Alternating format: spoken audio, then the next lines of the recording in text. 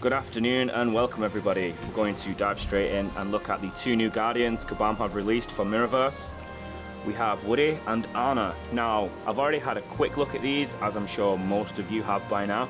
So I'm going to go through and give you guys my opinions on the kits and also what talents I would use. And then after I've gone through that and kind of got to understand them a little bit more, I will estimate where they will be on the tier list just based on that. Of course, they need thorough testing as always, but just for a bit of fun, you can give them like an opening rating. Okay, so first of all, his design looks more human than toy, which I guess is cool because so does Buzz. Some people like it, some people don't. I think he looks kind of cool, to be honest. Let me know what you guys think, but yeah, I think he looks alright. So abilities, the core ability we have Reach for the Sky. It gets interesting, this kit. Woody has close range basics but long ranged heavy attacks, so there's already an element of melee and a range there. Whenever Woody hits a target with heavy attack, he places warrants, which is a brand new effect, and that lasts for 5 seconds and it only stacks one time. Enemies with a warrant, keyword being their enemies, so it may only stack once per person, but judging from the wording, that you could apply that to all the team. Warrant cannot gain or grant attribute buffs, so he's blocking out all attack buffs, everything that's positive that an enemy can gain. Enemies cannot receive a new warrant until the old one expires, so like with Judy's Roots, how you'll see 2 stacks, they cannot stack. They don't stack they run side by side with each other, whereas warrant will not do that, so it's just one at a time for 5 seconds and then you can place another one, they can't overlap. The projectile from Woody's heavy attack can only hit one target at a time, but its pushback effect is 3 times as strong. Very interesting so far. Special ability, Sheriff's Roundup. Woody's combat target is pulled to him from any distance. So yeah, corner to corner, the furthest part of the map, you can pull him all the way in. He deals 300% damage and inflicts knockback on the pulled target. So he pulls them all the way in and then knocks them back so they can't hit him upon arrival, I guess.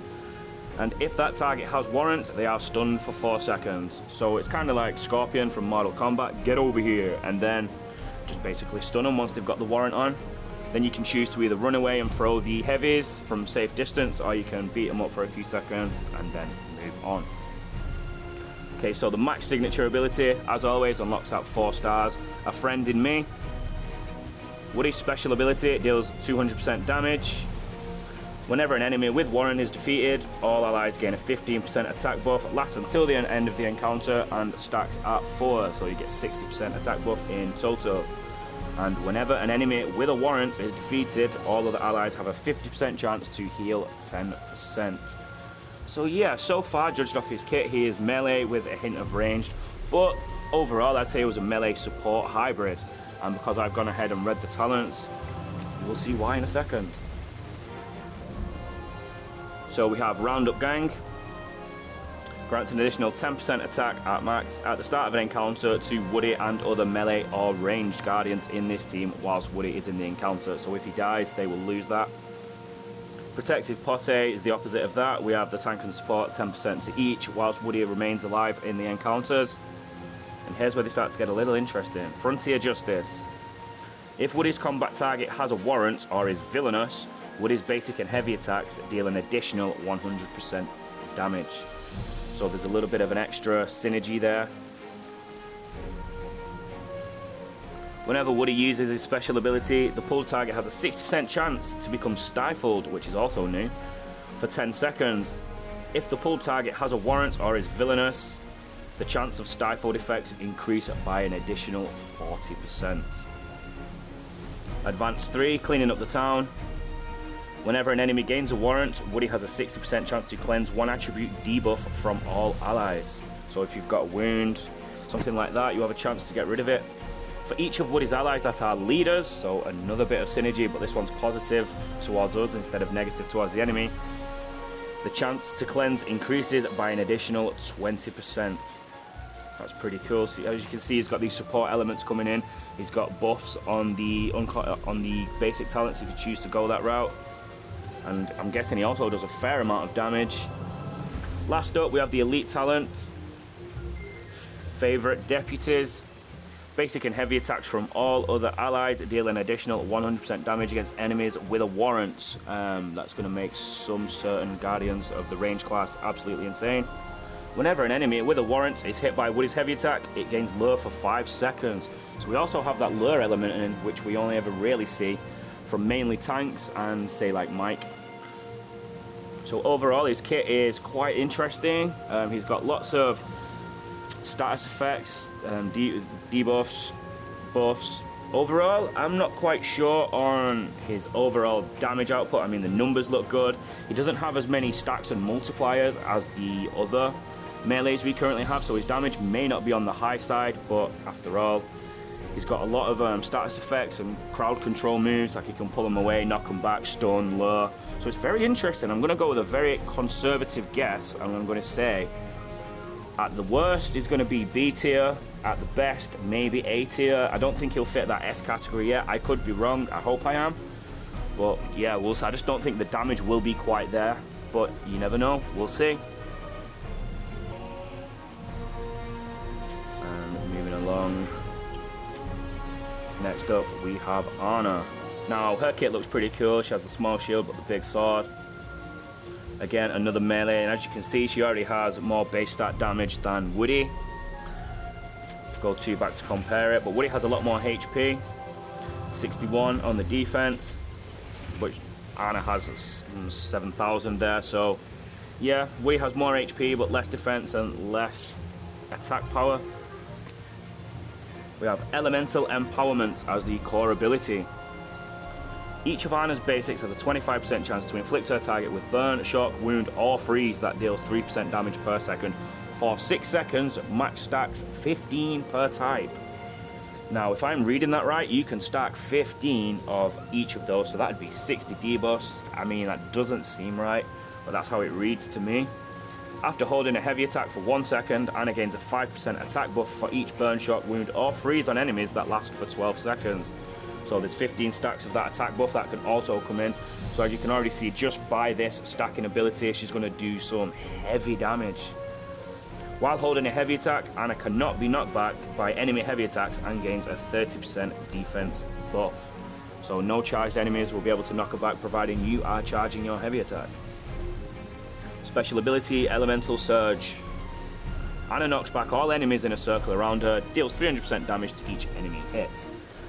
Anna also has a 60% chance per type, inflict each enemy with burn, shock, wound, or freeze, dealing 6% damage per second for 6 seconds. So a total of 36% damage for one of those, not all of those, once she inflicts it.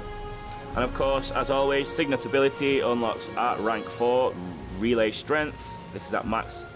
Anna resists 50% of burn, shock, wound, and freeze damage.